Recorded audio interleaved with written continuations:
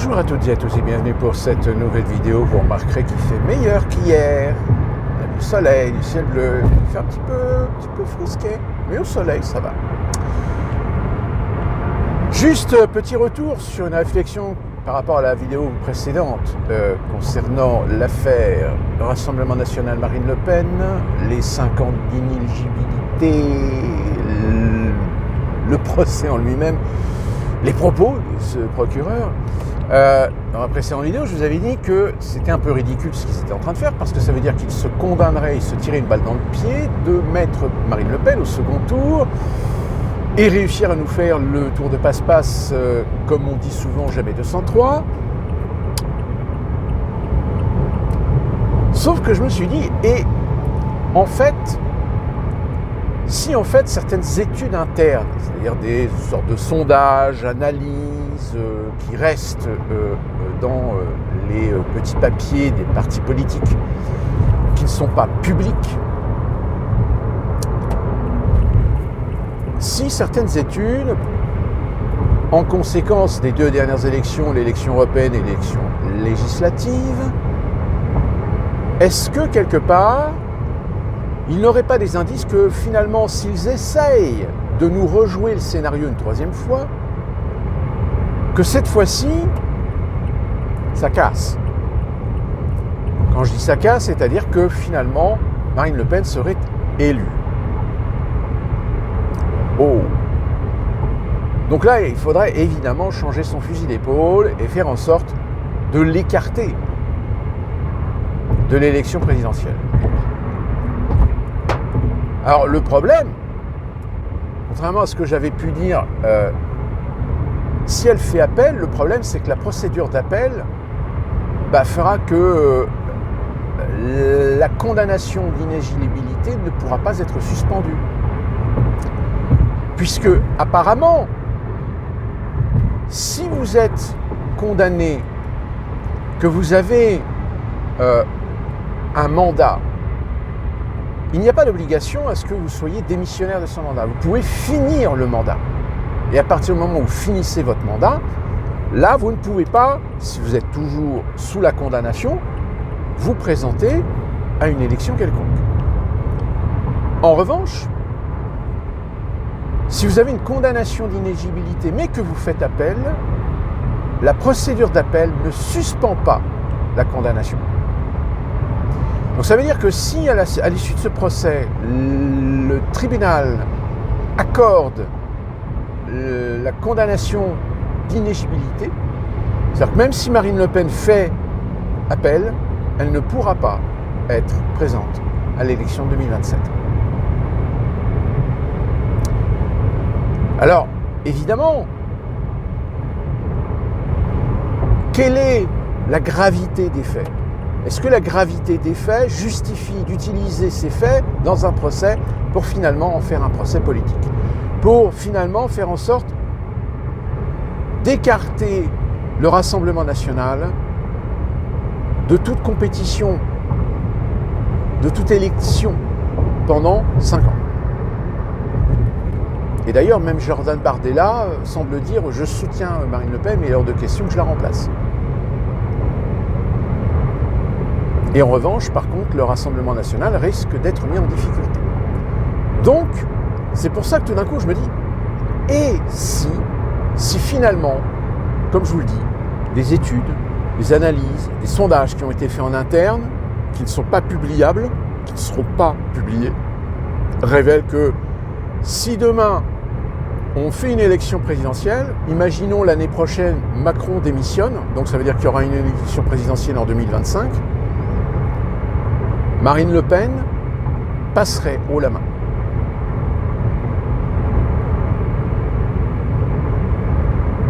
D'où la raison pour laquelle, on va voir, ne mettrons pas non plus la charrue avant les bœufs, mais si jamais le tribunal confirme les réquisitoires de la procureure, le Rassemblement National, c'est fini. Alors, ce qui est assez amusant, c'est d'avoir des réactions, par exemple Darmanin, qui dit oui, mais là, c'est peut-être un peu beaucoup, machin, etc. Oui, forcément. Parce que là, auprès de l'électorat Rassemblement National, c'est une sanction. Et ce qui voudrait dire que si jamais quelqu'un décide de prendre la relève, c'est-à-dire de suivre la politique du Rassemblement national dans un autre parti, c'est pour ça que je pense à Marion Maréchal, non seulement elle aurait la garantie de pouvoir récupérer l'électorat du Rassemblement national, mais qui plus est, peut-être aussi récupérer un électorat qui n'était pas particulièrement Rassemblement national, mais qui voterait pour elle, par vengeance, de voir la justice, finalement, avoir été utilisée à des fins politiques. Comme quoi, oui, le paysage politique français aujourd'hui est en pleine déliquescence. Fin de ce petit complément par rapport à la précédente vidéo. Ce dont je voulais vous parler, c'est, vous l'avez peut-être vu, vous l'avez peut-être lu, entendu. Zelensky a annoncé que si jamais les Américains coupaient les vivres, il fabriquerait une bombe nucléaire et l'enverrait sur la Russie. Alors,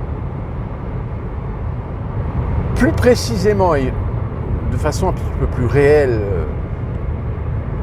ouais, mais moi je suis désolé, mais si jamais les Américains, si Trump il veut plus m'envoyer d'argent, plus envoyer d'armes, etc., bon moi je vais fabriquer une bombe et puis je vais taper la Russie. Alors, rectification. Je ne fabrique pas de bombe. On va me la donner.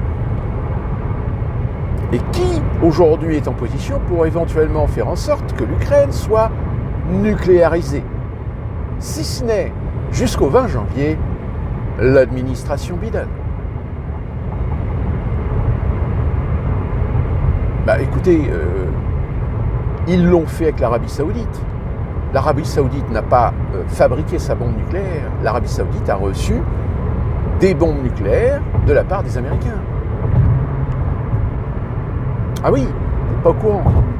Maintenant, vous l'êtes.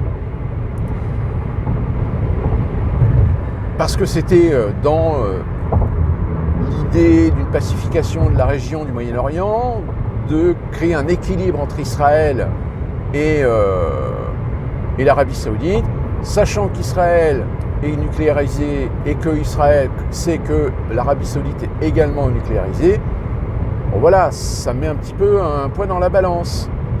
Sauf que le problème, c'est qu'ils n'ont pas réfléchi que ça allait motiver 5 fois, 10 fois, 100 fois, 1000 fois plus les Iraniens de se nucléariser aussi.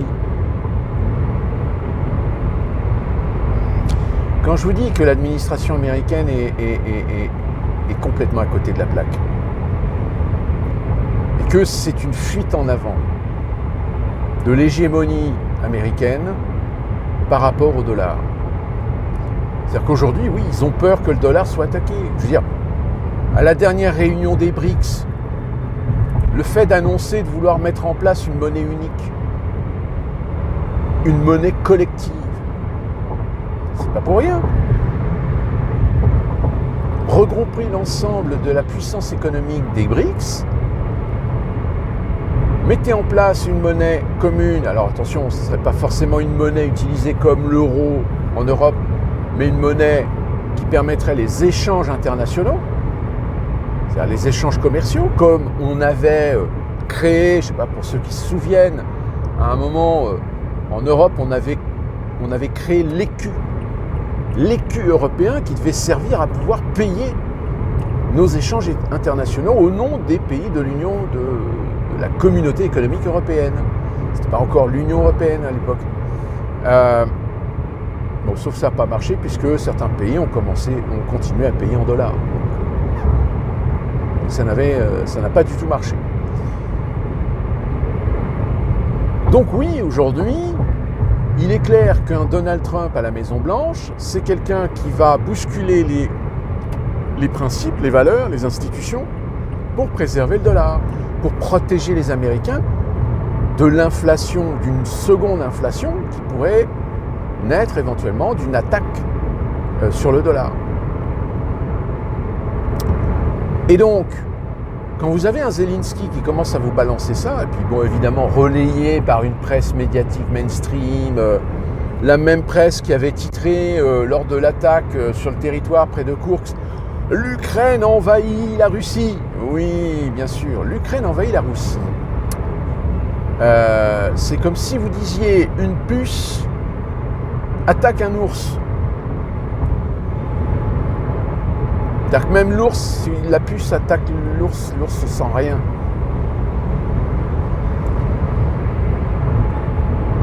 Donc évidemment, on le sent bien du côté des pro-ukrainiens, anti-Poutine. On sent bien dans leur discours qu'ils deviennent de plus en plus véhéments, de plus en plus colériques. Ils font leur petite crise parce que ils savent que l'Ukraine ne va pas pouvoir continuer à faire la guerre pendant comme ça encore un an. Elle n'a pas les moyens.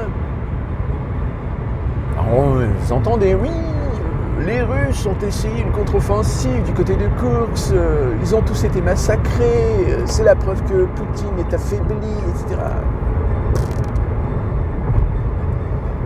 Par contre, de côté, on dit oui, les forces russes reçoivent un soutien de la Corée du Nord. Ah évidemment, alors la Poutine, Corée du Nord, Poutine, dictature, oui.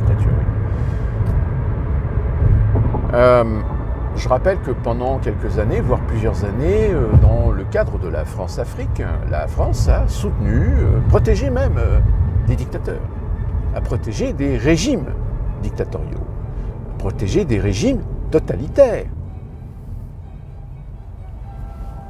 Chut. Certains vous diront, oui, mais c'était une autre époque.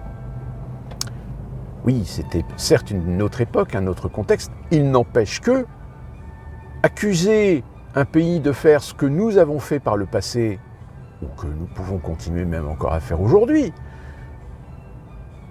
il y a un moment donné où ça devient ridicule.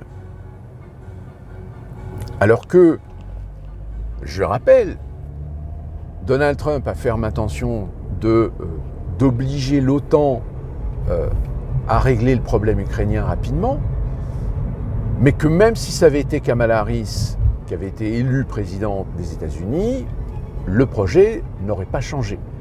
C'est-à-dire qu'il est de plus en plus impopulaire qu'on envoie des milliards et des milliards de dollars à l'Ukraine, alors qu'aux États-Unis, des Américains sont en train de crever la gueule ouverte. Donc, la conséquence, c'est que finalement Donald Trump a été élu. Il a été élu, pas forcément que sur ça, mais sur le fait que le gouvernement Biden, l'administration Biden, a préféré envoyer des milliards de dollars à l'Ukraine plutôt que de se servir de ces milliards de dollars pour améliorer les conditions sociales, améliorer le système de santé, etc. Tiens, d'ailleurs, même cette même presse est la même qui est en train de dire oui, Robert Kennedy Jr., le complotiste, l'anti-vax. Moi, j'aime beaucoup l'anti-vax. C'est-à-dire que quand ils mettent anti-vax, on a l'impression que le mec, il est contre tous les vaccins. Alors qu'en réalité, non, il n'est pas contre tous les vaccins. Il est simplement quelqu'un qui met en évidence quelques problèmes du business de Big Pharma qui a réussi à imposer qu'on vaccine des gens avec quelque chose qui finalement n'a pas été très efficace, dont l'efficacité reste encore dans une démonstration un peu scabreuse. Mais il n'est pas contre les vaccins, les vaccins contre la polio, les vaccins contre le papillomavirus, le vaccin contre... il y a un certain nombre de vaccins, et je dirais même, aux États-Unis, il y a certains vaccins qu'on a fait en France, qu'on a pratiqués en France, ou même on pratique encore en Europe, qui ne sont pas obligatoires aux États-Unis. Il y a même des États, et c'est là que je trouve ça formidable, c'est que la Californie, par exemple, la Californie, je crois, est un État qui a des obligations vaccinales, mais qui peut permettre à des Américains de ne pas se soumettre à cette obligation vaccinale. Et c'est les mêmes qui accusent Robert Kennedy Jr. d'être un anti-vax.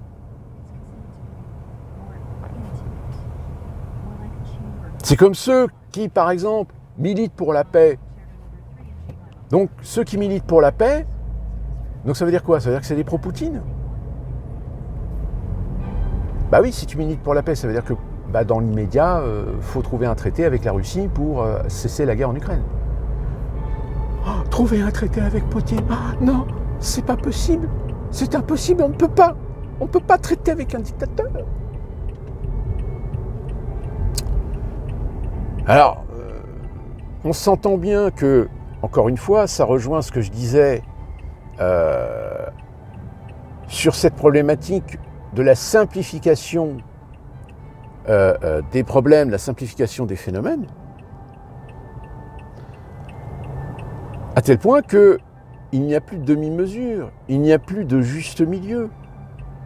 Il n'y a plus la capacité, à un moment donné, de trouver des consensus, des compromis pour résoudre un problème. Parce que le consensus, ça veut dire qu'on autorise à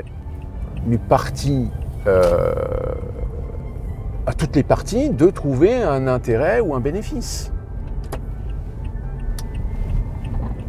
Et ça, évidemment, tous les anti-Poutine primaires, véhéments, si tu leur dis demain, voilà, il y a un traité qui est en négociation, le territoire actuel d'Ukraine reste souverain, on autorisera que l'Ukraine intègre l'Union européenne, mais pas l'OTAN. Par le biais de l'Union européenne, Poutine accorde une garantie de protectorat territorial, mais par contre garde le Donbass et la Crimée. Et puis voilà. Et du coup, l'Ukraine devient un pays, on va dire un pays tampon. Un pays tampon où, par définition, vous avez un accord qui est passé entre les deux entités concernées, etc. Alors, vous me direz, malheureusement, il y avait déjà des accords qui avaient été faits, comme les accords de Minsk, Minsk 1, Minsk 2, et finalement, on a bien vu que les Occidentaux, en réalité, poussaient un petit peu derrière pour que ces accords finissent par sauter. Donc voilà, jusqu'où on en arrive? On en arrive à des propos qui essaient de dissuader l'opinion, ou tout le moins peut-être essayer de faire peur l'opinion, alors qu'en réalité, je vous le dis, qui va filer la bombe nucléaire à l'Ukraine? Parce qu'après, c'est l'escalade. Si jamais les Russes savent que ce sont les Américains qui, en catimini, ont filé la bombe nucléaire à l'Ukraine, qu'est-ce que les Russes vont faire? Eh bien, les Russes, ils vont tout simplement donner la bombe nucléaire à l'Iran. Et du coup, vous êtes dans la merde. Parce que ça va être la surenchère. Donc voilà, pour cette situation. Là, je viens de me rendre compte que j'ai laissé la musique. J'espère que la musique ne va pas me traquer la vidéo sur les copyrights. Mince. Et d'ici là, qu'on se retrouve pour une prochaine vidéo, portez-vous bien, soyez prudents et soyez très alertes. Très alertes de la connerie humaine qui est en train de commencer à montrer son nez. Et nous, on se retrouve très prochainement pour une nouvelle vidéo. Portez-vous bien, faites attention. Et oui, les muscle cars aux États-Unis, ça fait du bruit.